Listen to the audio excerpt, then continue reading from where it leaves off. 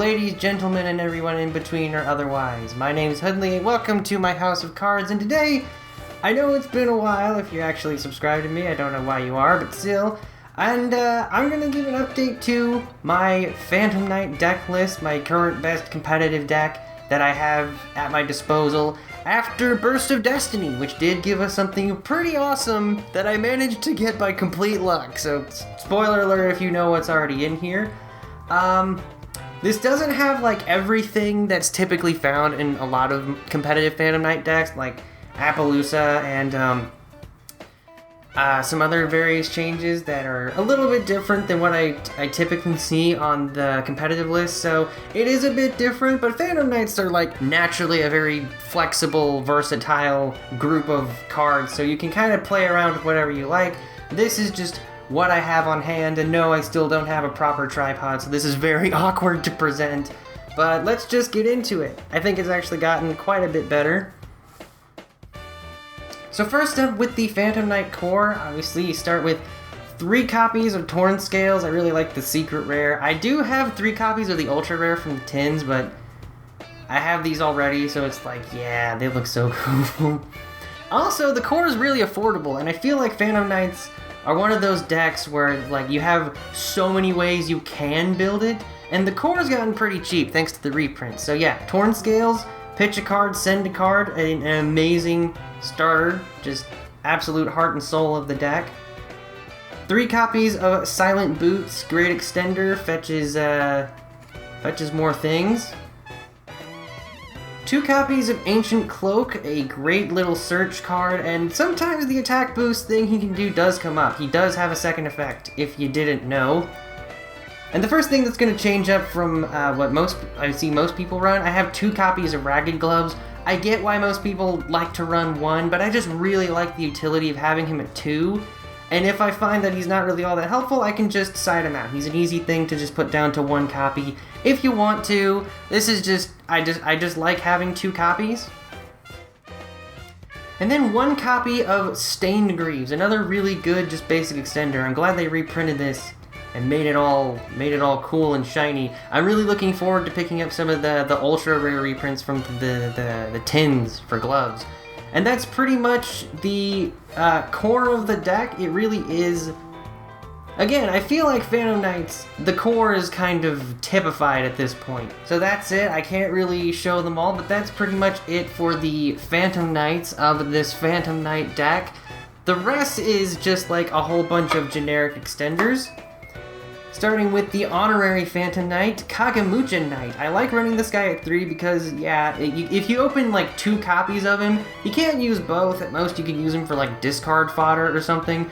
But if you open with 2 of them and like nothing else, you can at least like normal summon 1 copy and the other one can tag along. That gets you into Cherubini, which can get you into more stuff. So I like running him at 3, especially since I always want to see at least one of him. Then 2 copies of Tracker and 1 copy, or 2 Wielder, 1 Tracker. I finally got a copy of Tracker. Just, if you have a level 3, summon them to the board, and you can get them out with E-Telly, which is pretty great. 1 Snack and 1 Bunny of the Dangers. I really like these guys. This deck doesn't draw, like, at all, which is a little bit of an issue. But I really like the synergy between them and Torn Scales, because Torn Scales discards for cost, so their effects will trigger. So, honestly, just really cool, and I'm amazed that they're just such good. They're probably like the best Dangers, like outside of their own archetype. And that's pretty much all the generic extenders I have here. Again, you can mess around with ratios and attack and various things like that. This is just what I've found works really well.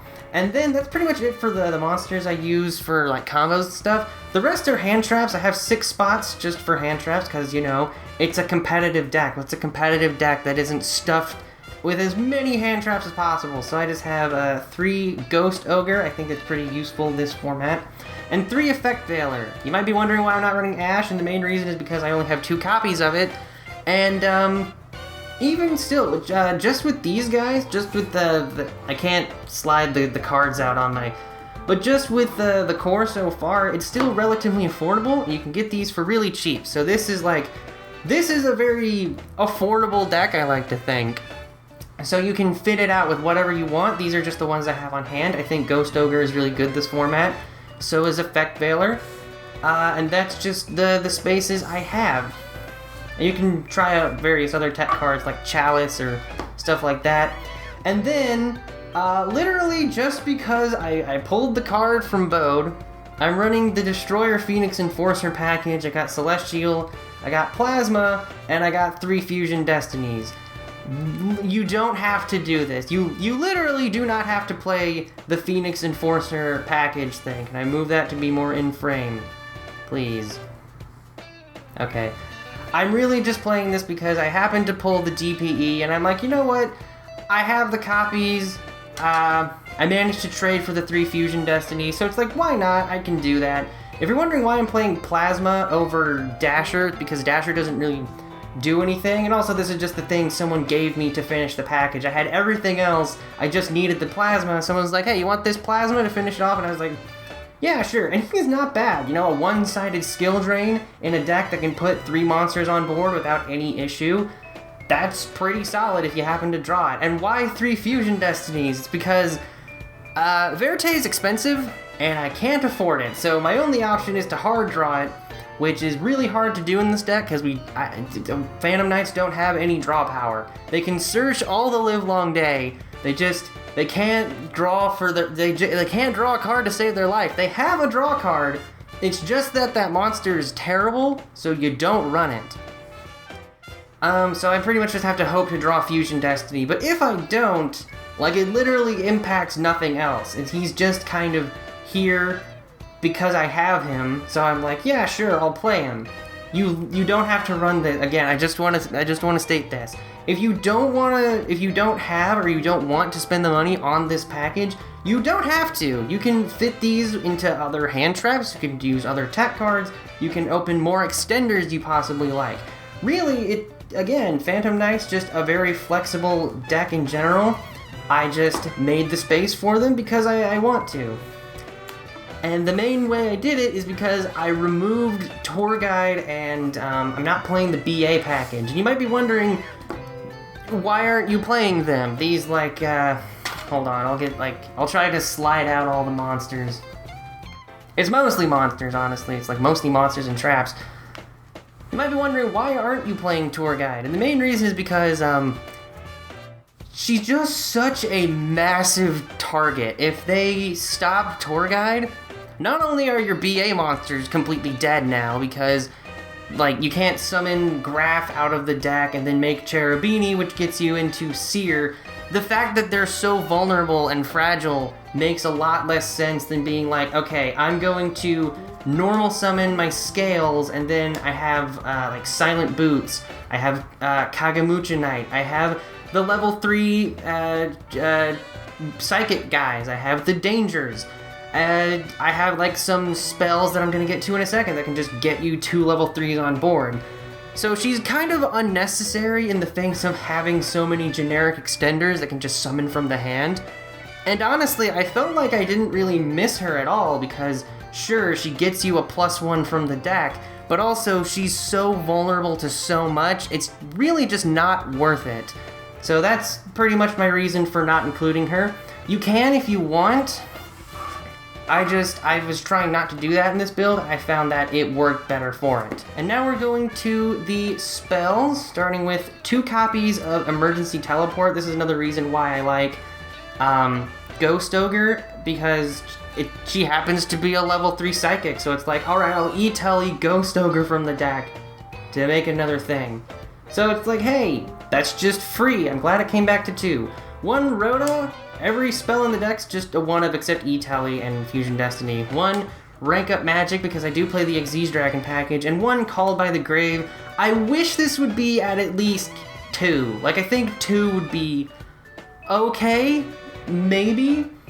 I don't know, maybe that's just me. 1 makes it feel kind of sacky, you know, but also at 1 it's hard to see to do things, but nowadays, I don't think hand traps are quite as they're still kind of a pain, but you know, it really sucks in something like Phantom Knights to have this at 1 because something like Lancia and Droll really hurts. But that's pretty much it for the spells. Just extension, search, make the best turn limit. You don't have to play this either. This is just a personal preference for the Xyz Dragons. And then just really useful one of. That's it for all the spells. But also, I don't know if I showed my side deck last time, but I had Anti-Spell Fragrance in there, and I took it out of the side deck for this time because just like, I have Fusion Destiny now. You can sign. Something interesting is that, like, if you don't want to play, where is it? The DPE package? A lot of the time I can just side it out game 2 and it doesn't hurt. So it's just like a bonus thing you can have if you have it or you want to play it. You don't have to. So you can replace it with whatever you want. For the traps, just one Brigandine for extension, one Wing for revival, and sometimes the Destruction Protection does come in handy. I remember one game where I made, they were playing Mystic Mine Sky Strikers, so I made Boral Sword, and I used this right when it attacked to attack for like exactly game. It was really funny. And then 3 copies of Fogblade. I want to get like 2 more copies of the Ultra Rare from Ghost from the Past. Those look really cool, but it's the bread and butter of Phantom Knights. That's pretty much the deck, and I think it's been working well. For the extra deck, I have 1 copy of good old Captain Rusty. This card is so dumb. It's an engine, it's interruption, it searches interruption, I'm honestly surprised it came back to 3, basically. It's so good. 1 Cherubini, the best play enabler in the whole game. You mostly just want to get to this, which is why I'm just playing so many generic level 3 extenders. 1 IP Masquerena, Nightmare Unicorn, Big Gun Dragon Dude, extra emo Spawn with added fire. He looks like Spawn. He really does. 2 copies of Break Sword, because you really just need it to enable your rank 4s. 1 Leviair, the Sea Dragon, good extender. Also, something I didn't know is that you can use him to steal your opponent's banished monsters, which is fun. Evil Swarm Nightmare, this is pretty much the best first turn option you can do if you can't get to Requiem. AA Zeus, because someone traded it to me. And then just the Xyz Dragon package that I'm playing purely out of personal preference. Also, someone traded me this ultimate rare Dark Requiem. I pulled like Long Dong, or Long One, whatever, from the preview pack. And like someone said, hey, you want this? And I was like, yeah, I'll take that. It looks all cool and like shiny and awesome on top of an already awesome design. It's pretty much go first, make Rebellion, and then rank it up into Requiem if you can't get to the rank up or Requiem. You play Evil Swarm Nightmare. And he's still pretty awesome. And then Raiders Knight, go second for Arc Rebellion. So you don't have to play them. They're just a personal preference of mine. And that's pretty much the extra deck.